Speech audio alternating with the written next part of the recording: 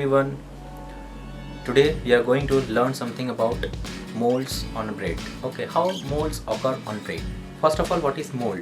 Mold is the fuzzy growth that occurs on rotten fruit, on bread, okay, when it is kept for some long period of time. Okay, these are the places where the molds grows.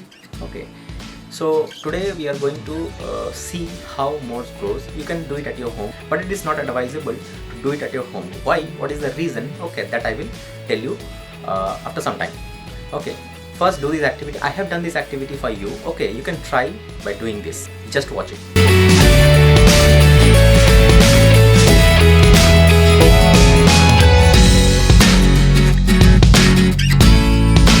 So have you seen that I have taken a bread, okay, and I have kept it in a plastic paper by making it wet with water. Why you will keep it in plastic? Okay, that I will tell you later on.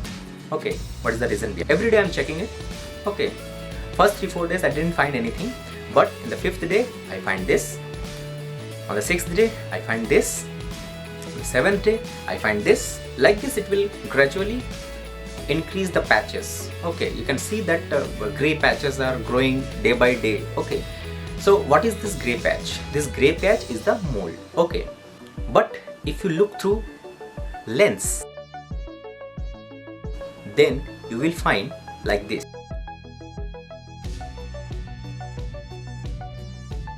Isn't it interesting? So if I talk about this mold, okay, how it is growing inside it, okay, what are the different parts of this mold, you just look around. You can see this picture. When you will see through magnifying glass, you will observe this kind of things. Okay, what you are noticing here, some thread like structures. Okay, these thread like structures are known as hyphae. Okay, singularly it is known as hypha. Okay, so these are all tangled mass of hyphae, which is called mycelium.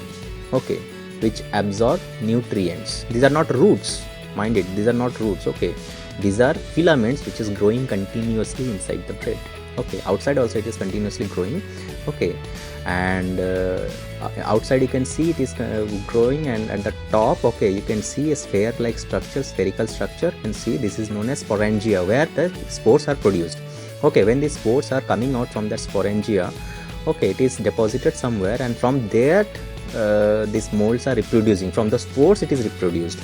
Okay, so it is reproduced. Okay, and then again a filament is growing from that spores, and again this kind of structures are growing. Okay, these filaments are growing. Okay, so this is all about molds. So it is continuously growing inside the bread, so that's why it is not advisable to eat that bread after cutting the mold part. Okay, it may happen that inside the bread it has grown, the filaments are grown, have extended very much. Okay, so that if you are cutting the mold part outside, you are seeing this patchy part. Okay, and then cutting it and then eating the rest of the part. Okay, even if it is found that inside that bread molds has grown, okay, or the filaments has extended up to that part. Okay, so it is not advisable to eat, and it is also not advisable to keep it open. Why it is not advisable? Because when these spores will fall on any other object, it might mold can grow from there also. Okay, so it is advisable to keep it inside the plastic, a closed plastic.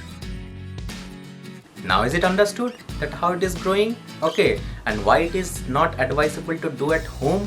Because the spores that will fall on any object, from there again it will grow, so it is not advisable, but you can try it at your home. Okay, and it has already been told you that why it is not advisable to keep it in the plastic. Okay, because it will spread up the spores everywhere. Okay, and from there the molds will grow. Okay, so it is not advisable to keep it open. Okay, keep it in a closed plastic. So try it at your home and enjoy. Definitely you will enjoy.